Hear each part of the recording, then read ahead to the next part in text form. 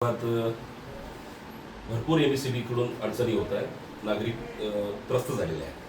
ॲक्च्युअलमध्ये आमच्या भीमनगर भोसरीपुराच्या मुख्य रस्त्यावर आमीन चौक ते पेठेनगरच्या रस्त्यावर 3 दिवसाआधी एक विजेची तार तुटली तिथे. काल परवा 3 दिवसाआधी तार तुटली आणि परवाचे 2-3 दिवसाआधी लगेच ताबडतोब फांद्या तोडण्यात आल्या. आता फांद्या तोडल्या चांगलं काम केलं. काल परवा 3 दिवसापासून मुख्य रस्ताच बंद झालेला आहे. आणि ॲक्च्युअलमध्ये काय झालं की 3 दिवसापासून तो रस्ता बंद झाला. दुसरा रस्ता आमच्या माधुरी चौकातला तो रस्ता पूर्ण उखडलेला आहे. तो रस्ताच बंद आहे आणि त्या फांद्या जे फांद्या पूर्ण टाकल्या तोडल्या, त्याच्यात तोडलेला सगळं कचरा तो रस्त्यावर रस्ता चालवला, बंदच करून टाकला. हे फोटो बघा त्याचे. हा पूर्ण त्याचे फोटो आहे. म्हणजे आमचा रहदारीचा रस्ताच बंद आहे. म्हणजे नागरिकांना वेटीस धरण्याचा असं एक प्रकारचं म्हणजे गृहीत धरलं आहे काही सिव्हिलचं. मला एक सांगा, म्हणजे काहीच नागरिकांची पर्वा नाही करायची. पावसाचा साधा थेंब जरी पडला साहेब की लाईट चालली जाते, वारा आलं तरी लाईट चालली जाते, थोडं ढगाळ वातावरण झालं तरी लाईट चालली जाते. म्हणजे नेमकं प्रश्न काय साहेब, आम्हाला तेच कळायला मार्ग नाही. नागरिक त्रस्त झालेले साहेब.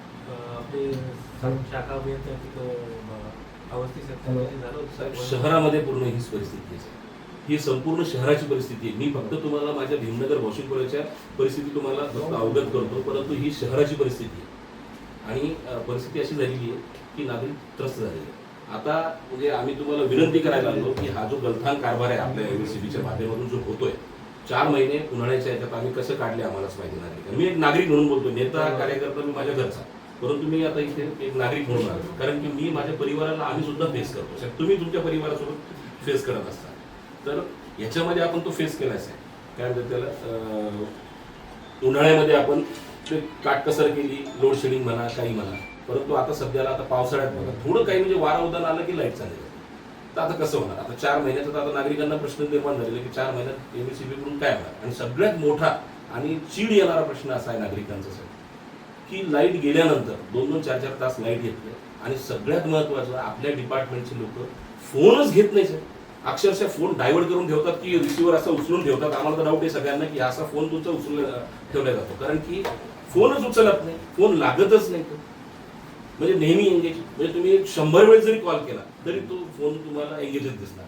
म्हणजे काय नागरिक, आम्ही नागरिक जे आहेत आम्ही रेग्युलर पैसे भरतो.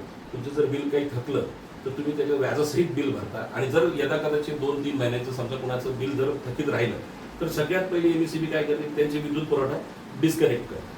तर म्हणजे तुमचे आम्ही सगळे नियम फॉलो करतो, तुमचे आम्ही पैसे पेड करतो आणि व्याजासहित पेड करतो. तुम्ही 1 रुपयाही व्याज कमी करा. जर समजा चुकून जर ह्यावेळेस जर आम्ही अर्धे पैसे भरले तर पुढच्या वेळेस ते व्याजासहित भरले जातात. ही गोष्ट खरी की खोटीच आहे? म्हणजे आम्ही सगळे नागरिक ह्या गोष्टी मान्य करतो. परंतु तरी सुद्धा एमएससीबी कडून, महावितरणकडून जशा पाहिजे तशा सोयी सुविधा नागरिकांना मिळत नाही. आणि नागरिकांमध्ये प्रचंड रोष वाढायचा आहे. आमची इच्छा नाही आहे, परंतु जन आंदोलन आणि म्हणजे लोकांमध्ये एक मोठ्या प्रमाणात एक निगेटिव्हनेस हे झालेलं आहे आणि लोक आंदोलन घेण्याच्या प्रयत्नावर. म्हणून आम्ही तुम्हाला विनंती करायला लागलो की एमएससीबीचे जे गलथान कारभार आहे ते गलथान कारभार एक ताबडतोब सुरळीत करायला द्यावं. अन्यथा आम्ही म्हणजे आता सध्यालाच हे निवेदन आम्ही मुख्यमंत्री ज्यांच्याकडे ऊर्जा विभाग आहे त्यांना सुद्धा आम्ही मेल करणार आहोत आणि आदरणीय पालकमंत्री साहेबांनी तुमच्या नावानं दिलेलंच आहे.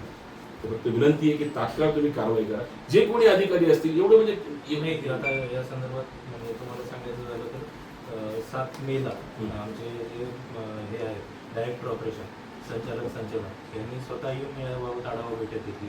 सगळ्यांना सूचना दिल्या की आपल्याकडे 1 मे